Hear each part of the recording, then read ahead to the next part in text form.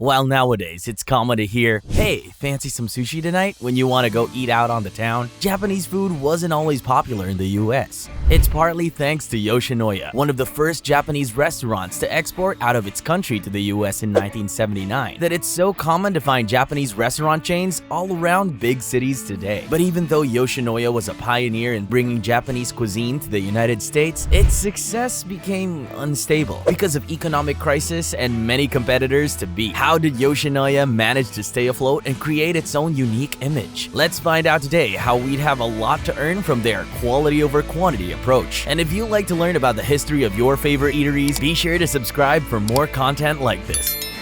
Like we said before, Yoshinoya was first a Japanese restaurant. It was created as far back as 1899 and used to be a single stall on the fish market of Tokyo. The stall served Japanese beef bowls named gyudon. The name Yoshinoya comes from the hometown of its creator, Eikichi Matsuda, who lived in Yoshino. The kanji ya means house. Yoshino House. The stall had its small success for a while and then began a more rapid expansion in the 1950s when it opened its first 24-hour store. From there, customers poured in, and in 1958, Yoshinoya became a stock company. Its motto, tasty, low-priced, and quick, shows why it was successful.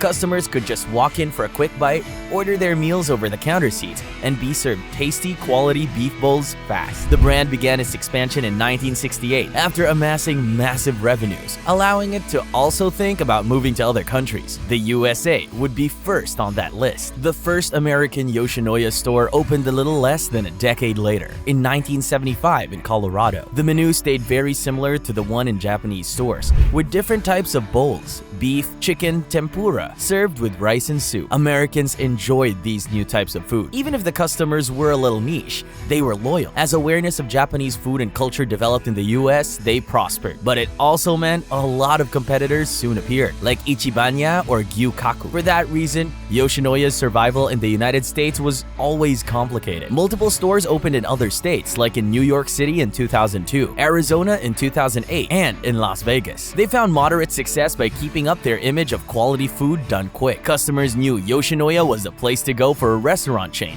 that always served quality food, carefully prepared even with quick service. Despite their best efforts though, Yoshinoya would soon need to find a new strategy if they didn't want to be crushed by their competitors. Amidst the many economical crises in the early 2000s, customers became more hesitant of going out to eat to restaurants like Yoshinoya. Japanese food was seen as quite expensive compared to cheaper fast food alternatives. Plus, other fast food and restaurant chains had started betting a lot on coupons, promos, and cheap deals to make sure customers would still come in to take advantage of their promos. Yoshinoya did try this approach for a while too, offering coupons and such, but to a limited success. A lot of Yoshinoya locations closed down throughout the 2000s, and locations now only remain in California. Yoshinoya had to find a new strategy if it wanted to reel in new customers. Coupons and advertising cheap eating weren't working, so what if they went the opposite direction instead? Yoshinoya had built a reputation for itself with its authentic meals coming from Japan, tasty and cooked fresh. Why not use their rich history instead to stand out amongst competitors? Manuel Villarreal, the co-president of the company, knew that Yoshinoya's biggest asset was that it was one of the first Japanese restaurant chains to come to the US. With its humble beginnings as a market stall, it could use this image of authenticity to attract customers. They reframed the message to remind customers that Yoshinoya was the first store to bring the rice bowl meal concept to America. They focused on showing the quality of their food and started a rebrand of their stores to help that image. Its simple menu of beef, chicken, and combo bowls had a few slight changes, incorporating healthier choices to promote healthy eating. Villarreal hired a chef, Roy Alamillo, to help decide of these changes to the menu and bring in some prestige. Small tweaks were already made to popular dishes,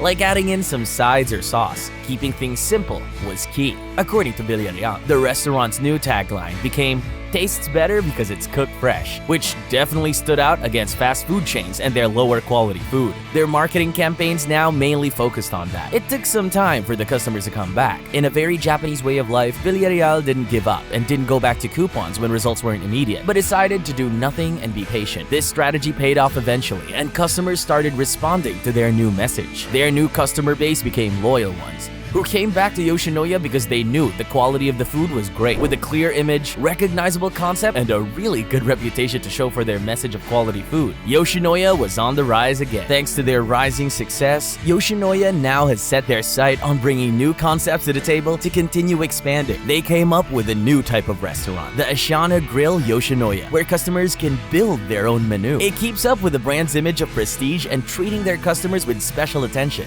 by giving them the opportunity to be the chef in some aspect. Customers get to mix and match, pick their own type of meat, sides, and sauce to make a personalized dish. Only 2 locations like this have opened so far, bigger than the main Yoshinoya restaurants and with an updated green decor. Chefs work there to fill the customers' requests. More stores are set to open in California to then hopefully begin expanding to other states again. Never underestimate the power of simple, refined changes. By going against the current, Yoshinoya was able to restore its past glory and keep its customers' trust. They stayed authentic, never compromised the quality of their food, and stayed patient. If you want to stand out, don't be afraid to be unique. What's your favorite order at a Japanese restaurant? Are you more of a beef bowl or a sushi type of person? Let us know in the comments. And don't forget to leave a like and subscribe to support our channel.